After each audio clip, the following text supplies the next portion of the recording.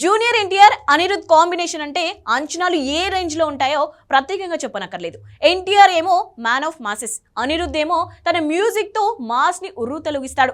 అందుకే ఇద్దరు కలయికలో దేవర సినిమా వస్తుందని తెలియగానే సాంగ్స్ పై అంచనాలు ఆకాశాన్ని అంటాయి. దేవర సాంగ్స్ ఎప్పుడెప్పుడు వినాలా అని అందరూ ఎంతగానో ఎదురు చూశారు.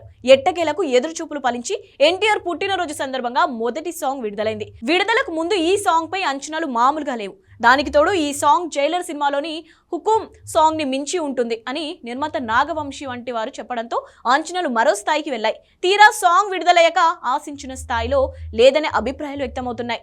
దేవర ఫస్ట్ సింగిల్ గా ఫియర్ సాంగ్ విడుదలైంది. ఈ సాంగ్ కి యూట్యూబ్ లో 24 గంటల్లో చెప్పుకోదగ్గ వ్యూస్ వచ్చాయి. కానీ ఎన్టీఆర్ అనిరుద్ కాంబినేషన్ హైప్ కి తగ్గ రికార్డు వ్యూస్ అయితే రాలేదని చెప్పాలి.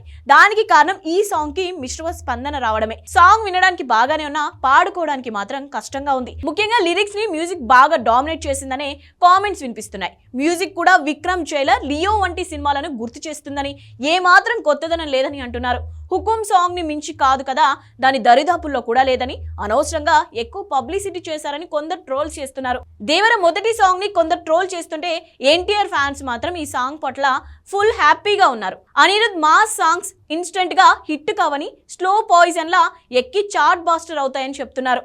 వాతి కమింగ్, హుకుం వంటి పాటలకు కూడా విడుదల కాగానే రికార్డు వ్యూస్ రాలేదని, వింటున్న కొద్దీ సాంగ్స్ అందరికి నచ్చి బ్లాక్ బస్టర్ అయ్యాయని గుర్తు చేస్తున్నారు. అలాగే ఫియర్ సాంగ్ కూడా వింటున్న కొద్దీ బాగానే నచ్చుతుందని, థియేటర్లో ఈ సాంగ్ కి అదిరిపోయే రెస్పాన్స్ రావడం ఖాయమని నమ్మకం వ్యక్తం చేస్తున్నారు.